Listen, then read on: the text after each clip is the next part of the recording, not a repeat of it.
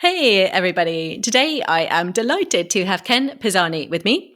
Ken is a writer who has written for many different mediums, including for screen, for comic books, for stage. And today I'm particularly going to be focusing on his comic novel, Amped, which I read this winter. I got the flu between Christmas and New Year and was feeling pretty wretched and sorry for myself. So, as you do when you're a total comedy geek, I pulled up the Thurber Prize website, which has all the Thurber nominations and finalists. And I started reading different samples from that, found Ken's book, Amped, loved it. It made me laugh out loud. It made me cry in a couple of places. It really cheered me up in my flu state. So I knew I had to have Ken on the show because it's so fresh and fun and original to talk all things comic novels.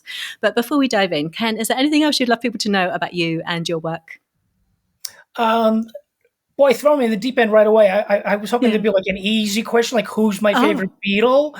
Oh, tell me, who is your favorite Beatle? Um, Keith Richards.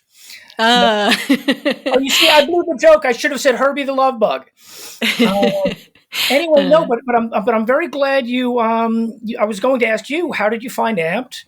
And I love the fact that it's, maybe this is a new blurb. It's like it's perfect for your sick bed. You know, you're feeling really get your hands on Amped. Yeah, and even better than that, when you then inadvertently also give your husband the flu, and then he's feeling really wretched, what you do to make him feel better is you read the whole of Amped out loud, which is what I did. So you're welcome to like double whammy. Perfect if you've got the flu, perfect for your wife to read to you if you've got the flu. Like, it's great. That's great. Well, thank you for finding me. Yeah, pleasure. And with Amped, I'd love to know, it's not going to be that typical question when people say, where do you get your ideas from? But with Amped, it is such a strong concept. I was curious where some of the seeds for that concept might have come from for you and what you might be able to say a little bit about the concept. I have this habit that I didn't realize until fairly recently, that I don't know what I'm writing about when I'm writing it. And in the middle of it, it just sort of lands hard on me. I'm not really writing about a guy who, well, I guess we could tell people what it's about. It's a hilarious book about a guy whose arm is amputated. So like that's the terrible elevator pitch. But I realize I'm not really writing about a guy whose arm is amputated. I'm writing about somebody who feels suddenly diminished. And when I started writing the book, I had just turned 50, and so I think it's no coincidence that that's really what I'm writing about. It's like who do you decide to be when you're suddenly not the person who you used to be? And then I've had people come up to me, and obviously, very few people with that particular disability, but it's like, I just got divorced. I just lost my job. I just, they were just able to relate to it on that level. So, in a way, that's really what I was writing about. But also I came to it from a place as a screenwriter where it's a very rigid form, 10 minutes of setup, establish your characters, the inciting incident, send your protagonist on the hero's journey. There's going to be a lot of obstacles. And I wanted to break out of all that format. First of all, I wanted to write prose, which you don't get to do in a screenplay very much. So I wanted to flex those muscles and write prose. But I also wanted to, like, my inciting incident happens before page one. It opens in the hospital, and he's lost his arm, and he just says, "Fuck me." I'm not the guy who overcomes this.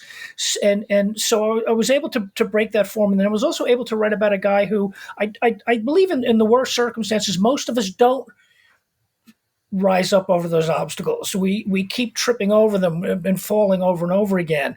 I know I'm a giant coward.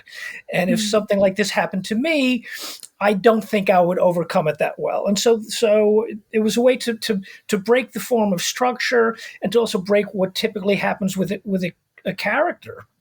And so those were the things that as my debut novel, I was aiming for. Yeah, I love that. And did you know from the beginning that it was going to be a novel? Like you say that things come as you write, but did you know the form? Did you set out writing it as a novel? So. Yeah. I never had this idea for for a script or a pilot or anything else. First of all, it's a terrible pitch. Right. Yeah. And it just felt like it has to live in this world. I was very lucky. I was very surprised. I did have a couple of attempts to option it for television. I have adapted it. I think I'm going to go back and maybe try it as a feature, but I think it had to start here. It had to start in this form as a novel. Yeah. And I think there's so many benefits to being a novel. And I love what you say. And I read one of your articles that talked really interestingly about not wanting necessarily to follow the rules of screenwriting in it. And like you said, about where the inciting incident is placed. Were there any things that you found particularly either surprising or delightful or arduous about prose compared to all the sort of screenwriting and comic book writing that you've done before? I loved the form. It just felt so good to flex those muscles. Yeah. It's much harder. It's time consuming. We have this thing called word count. How many words did you get today? And then even ultimately you have to hit a word count to have a viable novel. And just that little thing at the bottom of my page every day that was nowhere near where I wanted it to be. That was frustrating. I could write a pilot in a week and I could write a movie in a month, and they may not be very good, but I have them. I know where the beginning, the middle, the end is. It's 40 pages or it's 110 pages, and now it exists in the world.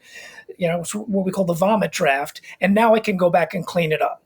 But a book, it just So I worked on Amped on and off for years.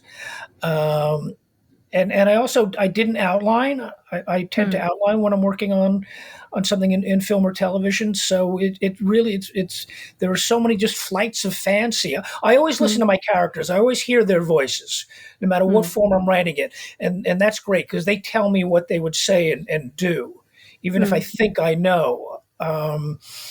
So that part was not different, but plot was completely. I didn't know what I was doing from chapter to chapter. And in fact, in an early draft, it took me a long time to get to.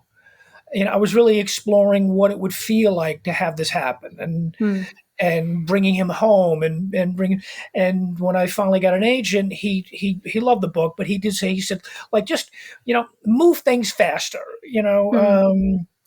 get him to a place where the plot kicks in a little sooner.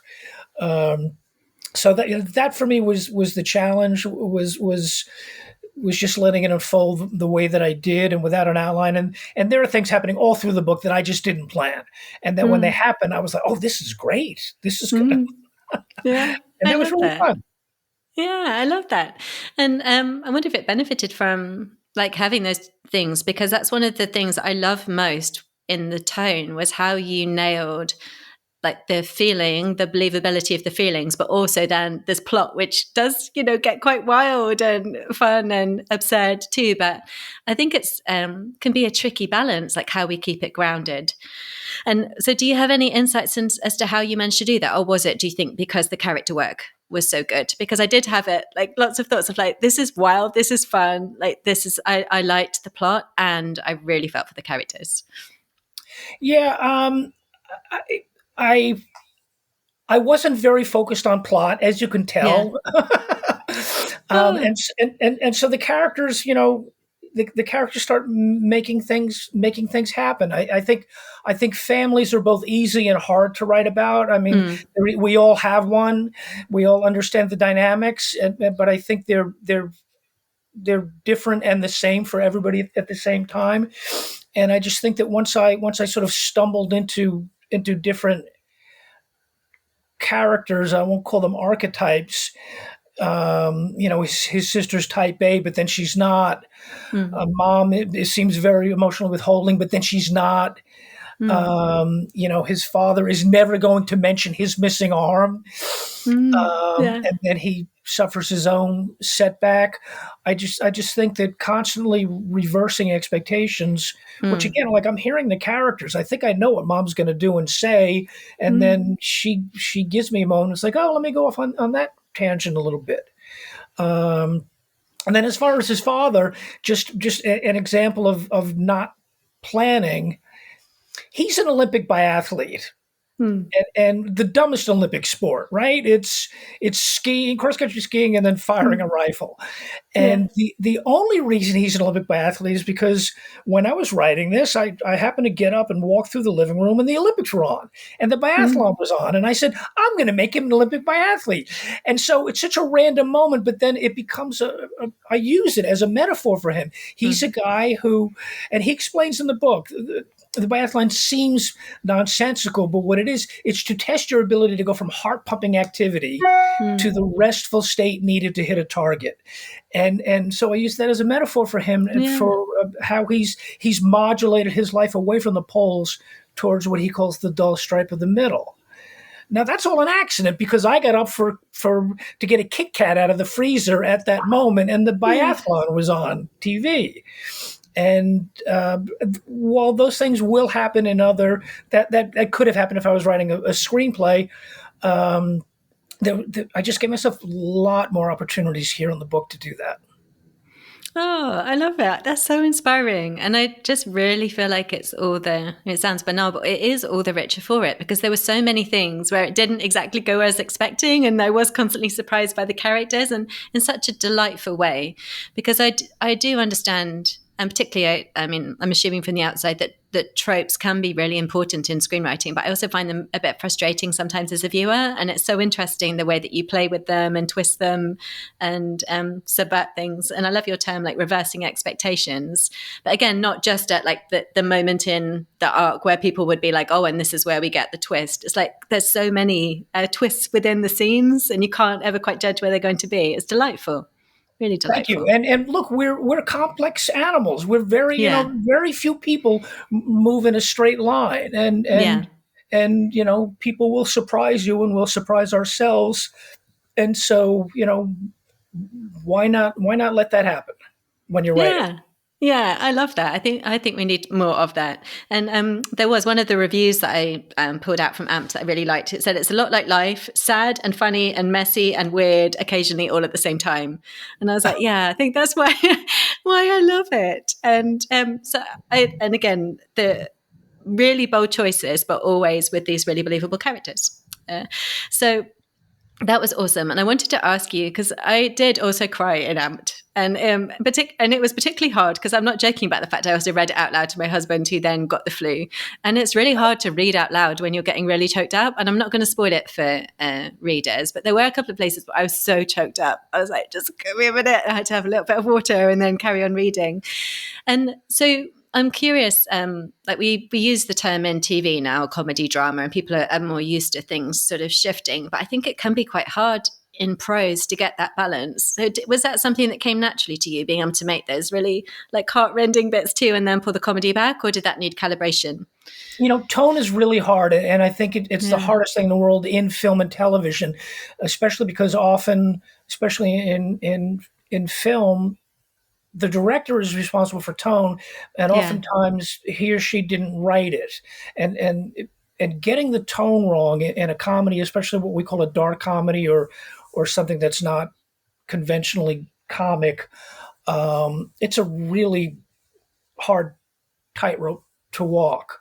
Yeah. I didn't struggle with it much, and only because I think I was just writing honestly. And when it was funny, I let it be funny. And when it was real, I let it be real. And when it was sad, I let it be sad. I didn't plan those sad moments. I didn't, the ones that we're not going to ruin right now. I didn't necessarily, I don't recall planning them to happen. But when it felt like either I needed another narrative engine, or it just felt like, oh, this is inexorable, and so here we are. I just let it happen, and you're right. Things are, life is funny and sad, and the book can be funny and sad, and a lot of, there's a very popular show on right now called The Bear that it keeps winning all the awards for comedy, right? It's the best comedy, it's the best actor in a comedy, it's the best actress in a comedy, and I watch it and I love it, and I very infrequently laugh. I mean, it's not typically, it really isn't a comedy. I mean, it's funny, and conversely, there are all these great dramas. Breaking Bad, Mad Men. There are so many of them that are just so funny, and so I think we're allowed to do that now, and we've gotten accustomed to that now. And certainly, a novel, if it's going to reflect life at all, it should be both funny and sad. It's funny you mentioned the Thurber Prize, and it's one of the issues I have, and I love the Thurber people, and I hope they still love me. If you're listening, but I think they should have two categories for fiction and nonfiction, because I think when you're competing with a book of essays, comic essays, generated over the course of a year. I can write essays, and I can make every sentence funny. I really can. So I think if you're looking for the funniest book, it's probably not going to be a novel. And I give them a lot of credit for picking novels. James McBride's recently, Dick and King Kong. I give them. I love to see novels win, because it is a harder thing to write funny. You can't just make a joke, or the whole thing is just going to feel like a very empty experience. Yeah, and I'm going to second that. So Thurber, people, if you're listening, also love you, and thank you for making the list. It's how I found Amped, and I also agree. I agree with you, Ken. And I probably do have a vested interest, because I'm also working on a comic novel myself, and I had no idea what I was letting myself in for in terms of how hard I was going to find it. So it's hard. Don't struggle with the comedy. You'll find those moments. Look for comedy, you understand comedy. You just look for those juxtapositions of, people in conflict, things that are in conflict, and you take your character and put, like, what's the thing this character would hate the most, and put them in it, and it's going to be funny. At least if you're a comedy writer, it's going to be funny. Someone else would write it tragically, but if you like, I just I see, like the little boy in The Sixth Sense. I see jokes. He sees jokes. Sometimes they don't know they're jokes. So that's sort of how it works. Yeah, I love it. And what I really loved with your book is that it's situationally funny, as well as, like, I feel like lots of writers really lean on the dialogue, and your dialogue is amazing as well. And there are jokes, but it is also situationally funny and visually funny, which I really appreciate, because that really ramps up the comedy for me. And not tons of books do that. Thank you. Again, and that is sort of how I write. It's like, if I'm pitching a pilot or something like that, it's not necessarily a hilarious premise. It's like, oh, it's a dentist with giant hands. So he can't get them in your mouth. I mean, is it like I don't pitch that. It's putting a character in a world where I love beleaguered characters. I know you like your protagonist is supposed to be active and changing things, and the hero's journey and all that stuff. And most of that is not true to life. Most of us don't have a super want that we want, that we chase above all else, and the obstacles come and we overcome them. I think most of us, or maybe I'm just revealing my own weakness here, are sort of beleaguered by the world around us, and we're just trying to get through it, and that is, we're all doing it. To me, that's comical.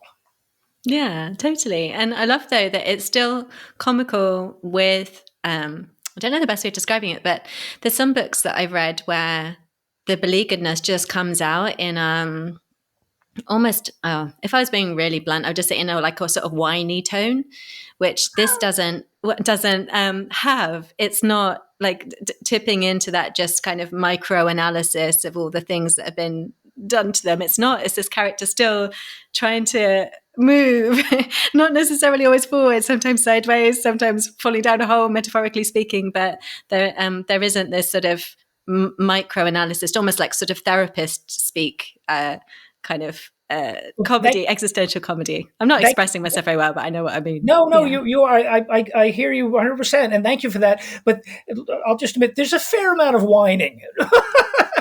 Do you And I think? even have some comments on Goodreads where it's like, oh, I didn't think I'd get past the whining. Again, it's those Oh, opening, like he's really, right. he's wallowing. It's like, this is Yeah. the worst thing that But happened to me. And not only am I going to wallow in it, but I'm going to make everybody around me miserable. And oh, to me, yeah. that's funny. And people have a Yeah. lower threshold, and maybe that's not funny, but eventually I think everybody gets on board with this character Yeah. and what he's trying to do and his fucked up family. Can I swear on your podcast? I should have Yes, you asked that. can. No, you're totally fine. I think the difference for me though is it still felt like even that like this really brilliant balance between it being a comic game and also being truthful. Because, for example, doing the things in lists, I'm not giving things away when I say that, like No, structurally. Do you know let's what I do it. mean? Yeah. There's a play and a comic game to it in a way that there isn't if it's just someone microscopically kind of looking at how bad their mother has been to them, or do you know what I mean, and being the humor. So I felt like there is a play and a game in it still. It's a good example. And instead of him just just literally whining, he's constantly making mental lists, things you Mm. can't do with one arm, or Yeah, which is things fun. that, yes. So and so it elevates his whining It does. to a different comic level. Yeah, I really enjoyed it. I didn't find it whiny in that sense, which is really fun. So I did want to ask you a little bit what the sort of publishing and marketing process has been like, because from everything that we hear, like you say, even with the Thurber, it's all put into one. So in terms of trying to being able to place comic novels, see within bookstores, like rom-coms kind of have a bit of a section, but otherwise, like with comic fiction and where it gets put when it's not one of those joke books, it's not a Christmas present book, it's not that have on the coffee table 100 things to whatever, it's not like a celebrity with non-fiction. How did you find the sort of publishing and marketing process? It's hard, think about quote unquote funny novels, comic Yeah. novels. There aren't that many of them, Kingsley Amis, Lucky Jim, and certainly Yeah. whatever shortlisted for the Thurber Prize every year. But the humor section in your bookstore is Dave Barry and joke books and cartoons and gags, and so it's I think it's a hard, and I think that makes it hard for publishers. Mm. They don't know what to do with it. I joked when for the Thurber Prize, they invite the three of you there, and Yeah. you each do a reading and make a little speech, and then they give it to the person who's not you. At least that's my experience. Yeah. Oh. So Trevor Noah, though. yes, Trevor Noah. That's, So in this case, I think I said, well, I think I'm the worst selling novel in Thurber history, and thank you for having me. oh, We didn't sell a lot of books, yeah. but look, the reviews are almost universally positive. Yeah. The people on Goodreads liked it. I've got good reviews on Amazon. I got very, I don't think I didn't get any negative commercial reviews. The one you quoted earlier, I mean, they were so overwhelmingly positive, and I Yeah. wish more people had found it. And but it's a hard thing to position yourself. Now, maybe there are, Carl Hyacin writes funny books, but they're Mm. very plotty, and so they know what to do with them. Yeah. So maybe the next one I'll make it very plotty and obviously funny. I love, and I am drawn to plotty books, and this one had plenty of plot in it for me. So I really enjoyed it. I really enjoyed that. I think it hit all the things. I loved the characters, loved how they were grounded, and I loved the plot and the visuals. It was amazing. So I want to come back to comedy and craft in a minute, but I did want to ask you, because you've done so many things, and I read very amusingly on your website like a bunch of the different things that you've done, and you're also quite open about things that have been like failed or stalled, or projects that have not like come to fruition in the way that they would, which is to be expected with any creative who's doing screenwriting and TV and comics and is actually working as a professional. And one of the ones that you mentioned, for example, was the Mike Tyson project that was absolutely ages ago. So I wondered, just because I hear from people who listen to the show and they find it really helpful to kind of have the curtain drawn back, just what you'd say as any advice of people who are going through things and through things and are like, oh, I've got this and it's going to be amazing. And then actually it stalls, or, oh, this is absolutely going to happen. And then it doesn't come to fruition. Any advice for like that longevity aspect of keeping going? So what you're saying is your listeners like to hear about other people's failure. Yeah, I was trying to be polite about it, but kind of, yeah. Yes. It just is comforting. Look, it's just, this business is not for the faint of heart, and probably any creative business. I mean, if you think about, painters, dancers, musicians, writers, artists, ballerinas. I mean, you're going to fail more than you succeed. So you better have a thick skin about it. Yeah. And I would say, and also don't ride the highs too high. Don't be so full of yourself when you enjoy a little bit of success, because it just gives you that much further to fall. I keep, as I'm sure most people do, I have a spreadsheet of submissions. Books that went out, pilots that went out, movies, features, and it's like, it's a boxer's losing record. It's just, loss, pass. And occasionally, and then even the passes, sometimes it gets you in a room with somebody that turns into something else later on. So, I don't know. Look, I don't, there's a whole never give up. By the way, I love Galaxy Quest. Never give up, never surrender. Right. Yeah. There's, and I get that. But sometimes it's, I guess I agree. Like, so never give up, but don't keep doing the same thing over and over again, expecting a different result.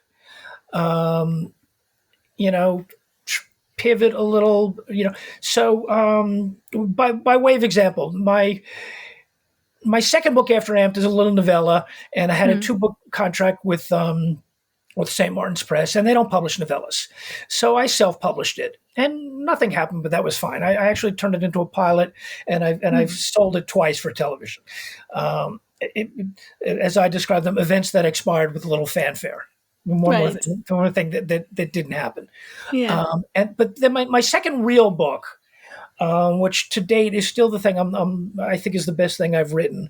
We couldn't sell it. We brought it to St. Martin's. They didn't want it. We took it out very narrowly, not to a lot of places, but, and again, it's not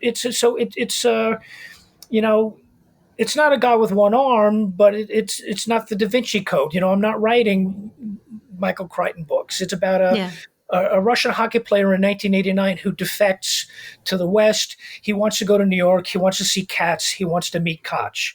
And he winds up in Buffalo, New York, where none of those things are. And he sort of ruined his life, because then the wall comes down. And if he had just waited, he would have been allowed to do this. And instead, he's literally guilty of treason, having fled the country. And his family is punished. And it's this long 30-year epic story of colliding worlds and people, and where they wind up. It was a big, ambitious book, and I'm still very proud of it. Couldn't sell it, and I pivoted.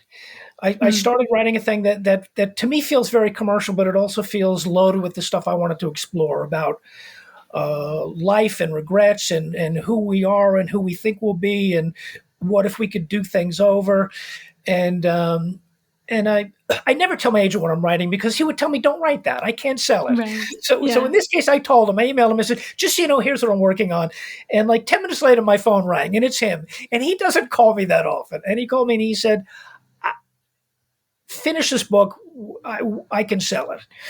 So this is the thing that I mentioned in my email. I'm still waiting. It's at a publisher right now, and I'm waiting to hopefully get good news any day now. But that's an example, I think, of not giving up, but pivoting. And I didn't try to write the Da Vinci Code. I didn't write an action thriller.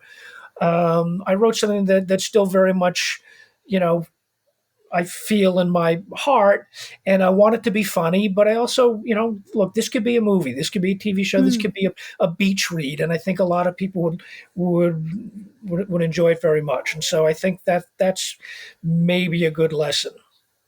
Yeah, and I like the sound of your other one too. As you're saying, it's like, I want to read that. It's really good. I'll send you the first chapter. It sounds amazing. So yeah, I love that.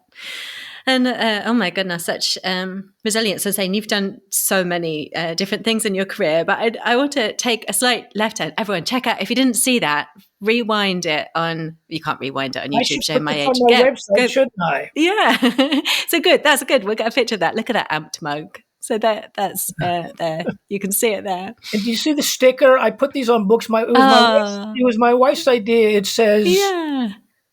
There we go. It says Oh, Thurber Prize for Thurber American Prize. Humor, Yeah. loser. Oh, no, I didn't see that bit. Oh, okay. I love that. Well, yeah. Oh, amazing.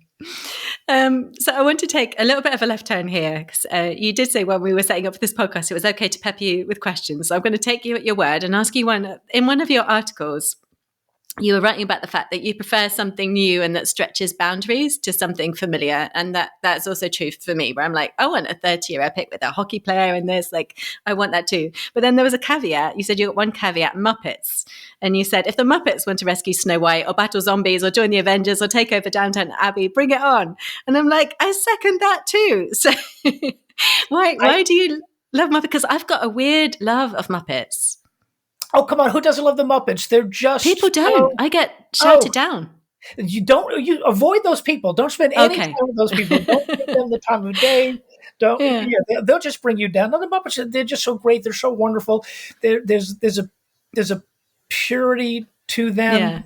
Yeah. And again, even those characters are archetypes, but there's a depth to them.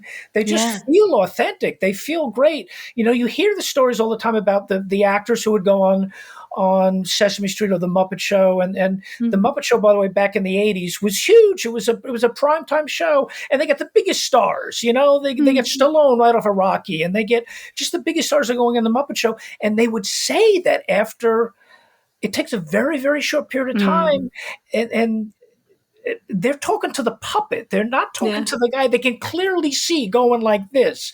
They're talking to the puppet as if he or she is real. And that's a great tribute to them, that they're able to create these wonderful, full characters. And God, they're so funny. Yeah. They're just great.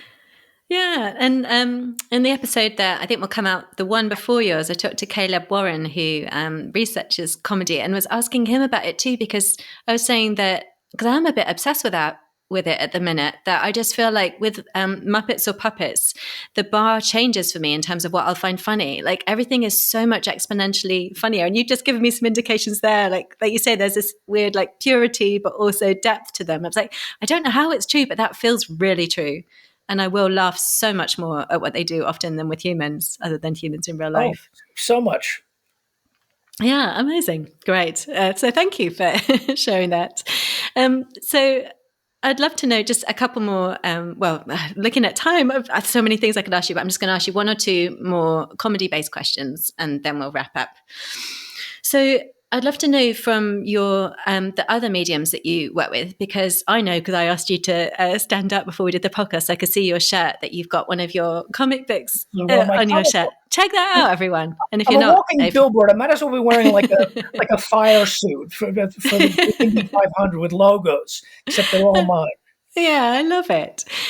What did you particularly love about, this is a broad question, but what did you particularly love about comic books as it relates to humour? Because we have had one writer on, Ryan North, who spoke a little bit to comic books and humour, but it's not something we've touched on loads in the show. And obviously there's so many different kinds of comic books, and people will love them for the action and the characters, but I am interested in the humour specifically. What would you, what do you love about that?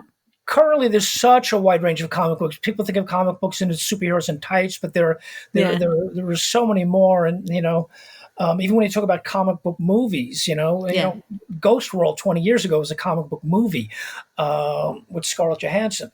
There's such a breadth of storytelling that they do in comic books. It's almost like animation. Animation isn't a genre; it's a medium, and the same thing with comic, which it's a medium that you could tell so many different stories in. I didn't actually, like Colonist is not. Colonist has humor in it the same way Breaking Bad has humor in it. But people who know me know that I write comedy, and I said, I wrote a comic book, and they said, I bet it's hilarious. And I said, oh no, my protagonist beats a guy to death with a shovel on page 8. But but even that is kind of funny. Yeah, yeah. So and that was an example of I had a big idea, Mm. and it's basically it's Deadwood in space. It's Oh, amazing. there's no ray guns, there's no aliens, it's Mars, Earth, and Venus, Mm. and when we fuck up Earth beyond all recognition, we go to colonize Mars. But all the outcasts, the criminals, the miscreants, the prostitutes, the crackpot scientists, the kooks go the other way. They go to Venus, as they call it, a place fit for scumbags. Right. And so, like, this is a big idea, and it was something I wanted to write about, but I can't sell it. That's $100 million movie. I can't sell it, and no one's going to make a TV show out of it. But a graphic novel, if you can just find somebody to draw it, you can do anything. You there's no budget anymore. So that was the impetus there to do a comic book, and because I love them. I mean, I've loved them since I was a kid, but it really was that sort of story specific. I mean, if I attempt to write this as a feature, it's unlikely it's ever going to get made, but I can do it as a comic book, and it was just a joy to work in that medium. Oh, that's so exciting. I love it and very inspiring. And again, I appreciate what you're saying because things like Breaking Bad, or I also love Barry, Bill Hader's show where he's a hitman, Yes. like you were saying, with a hitting with that shovel. And it's that thing again where a lot of it is very dark, but I probably wouldn't be able to watch it without the humor, because in Breaking Bad, I needed those scenes. Like I still remember there was one with they're going to get some, like Jesse and Walter White are going to get some barrels or something. And there's a whole scene where then Jesse ends up on top of a portaloo and drops through and comes out blue looking like a Smurf while he's doing it. And it's like, I actually needed some of the scenes or the humor and often smaller examples to break the tension. Because like I'm still one of those people that I'll probably watch it one day, but I haven't seen The Sopranos because every time I've tried to watch through it, it just makes me too tense. Whereas Breaking Bad or Barry, there's something about the tone where it's like, it just gives me just enough to be able to kind of wiggle my way up to it and watch it. You do need to break the tension. And The Sopranos, by the way, that's also very funny. I mean, the characterizations Just need to get past really, that. Yeah. But again, they feel very authentic. Right. Yeah. Maybe I'll have to go back and it's just, I just remember how good it was, but how tense I felt in the first episode. And I've never got past the first episode. So it's a great pilot. The Sopranos, pilots are hard because you have to do so much. And then you look at a lot of shows and they're nothing like their pilot anymore. And especially in comedies because they evolve quickly. They figure out what works. But The Sopranos, man, it's just like that pilot is so perfect. Everything they do in that pilot is just what they continue in a good way. The tone is there, the characters are there, the weird dichotomy of the mobster in therapy. It's just it's all right there in that first pilot. I just think that David Chase was walking around with this in his head for a very, very long time, and he just knew how to get it all out on paper all at once. Yeah. Oh, brilliant. And I'd love to ask you just if there's anything that you're currently enjoying, or it doesn't have to be recent, it could be from years back, that you're watching or listening to. Because we can give it a little shout out and people might go and check it out. I'm watching, I mentioned James McBride, Dick and King Kong. I just started The Good Lord Bird, which is also a series on Showtime that I haven't watched, but the book is great. My wife and I are watching Resident Alien on Sci-Fi, and it's based on a comic book. It's based on a Dark Horse comic, and it really, talk about an adaptation. It really it takes the basic premise of the comic book, but it really goes off tonally in a whole different thing. It's laugh out loud funny. It's a 1 hour, but it's really, really funny. Those two. I loved Reservation Dogs. I'm so sorry it's over. I mentioned I was watching The Bear. Oh, and you mentioned Barry. Now, Barry, I like Barry very much, but I'm hard pressed to call season 4 a comedy at all. I mean, it really just seems like there's just a giant tonal shift. It's like we're not even going to try to be funny anymore. Yeah, I agree with you. I kept watching it because I think Bill Hader is brilliant, and I have so much faith. But at the end, I was just like, oh, okay, yeah. Yeah, I agree. Oh, fabulous. Ken, I could ask you so many more things, but we're at time now. So I'd love to say, firstly, remind listeners, if you are interested in comedy and particularly novels, as I am, amped I loved. It's one of my all-time favorite comic novels that I've ever read. For characters, plot, all the things. Oh, thank Like I you so said, it much. literally had those human reactions of laughing out loud, which is quite a big task to get me to do, particularly from Prose, and also shedding some tears because I was so attached to the characters. So brilliant, delightful, surprising, fresh, awesome. It's so nice And to hear. then, Look, I wrote this novel. I started it years ago, and it was published in 2016, and got a second bump in 2017. It was nominated for the Thurber Prize, and just yeah, last year I won the AMP won the Island Book Awards. It was a trip to Greece. I went to Athens. oh, It's the gift that keeps on giving, yeah, and especially to an international award. I asked him, was like, how is this funny to you? Like, comedy doesn't travel, and they're like, right, there are Swedes on it on the voting panel, yeah. and Greeks, and it's this international panel. It's like, no, it was all our first choice, and so it's just very, very gratifying that the book keeps meandering out there. And so I do have the rights back, and Mm. so I have self-published it now, and you can find it on Amazon, and I hope people find it. Definitely. We'll put a link in the show notes. And where else should people go to find out more about you and your work, Ken? I have a website, kenpisani.com, which when I needed it, as luck would have it, was available. Yeah. And you can also follow me on Twitter at KP Smartypants. Amazing. I'll put those links in the show notes. And thank you so much. It was really fun Thank chatting with you. you What a today. joy to be here with you.